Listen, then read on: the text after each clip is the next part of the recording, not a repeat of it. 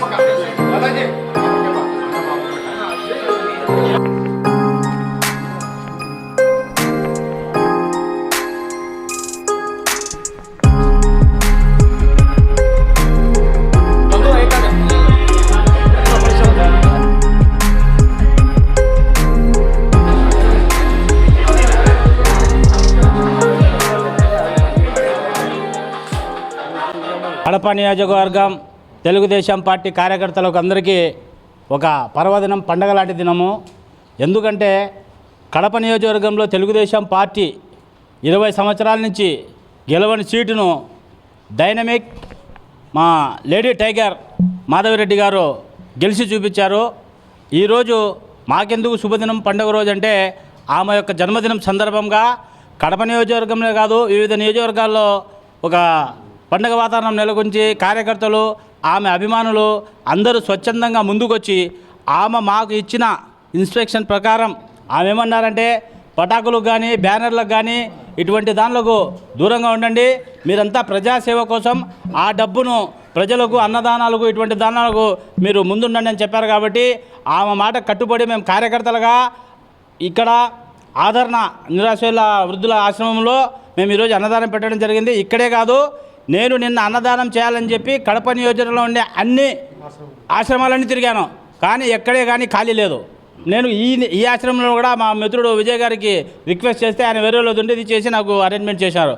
కాబట్టి తెలుగుదేశం పార్టీ కార్యకర్తలు, మాధవిరెడ్డి గారి అభిమానులు, రెడ్డప్ప గారి శ్రీనివాసరెడ్డి గారి అభిమానులు పెద్ద ఎత్తున ఈరోజు సేవా కార్యక్రమాలు చేయడం జరిగింది. చాలా చోట్ల, చాలా డివిజన్లలో కేక్ కటింగ్లు కానివ్వండి, తర్వాత ఈ అన్నదాన కార్యక్రమాలు కానివ్వండి, వివిధ రూపాల్లో వస్త్రాలు పంచడం, చాలా ప్రోగ్రామ్స్ చేయడం జరిగింది. ఎందుకంటే తెలుగుదేశం పార్టీ కార్యకర్తల్లో ఆమె వచ్చిన తర్వాత కడప నియోజకవర్గంలో ఒక ఉత్సాహం, ఒక ఇది వచ్చింది, ఊపు వచ్చింది. కాబట్టి ఆమె మాకు నచ్చింది ఏమంటే, తెలుగుదేశం పార్టీ కార్యకర్తలుగా మా నాయకుడు నారా చంద్రబాబు నాయుడు గారు ఏ విధంగా అయితే రాష్ట్రం అభివృద్ధి కోసం పనిచేస్తాడో రెయ్యింపొగులు, అలాగే ఆమె కూడా రెయ్యింపొగులు కడప నియోజకవర్గ అభివృద్ధి తన ధ్యేయంగా పనిచేస్తుంది. కాబట్టి ఆమె వెనకాల మేము నడుస్తున్నాం, ఆమె అడుగుజాడలు మేము నడుస్తామని తెలియజేసుకుంటున్నాం.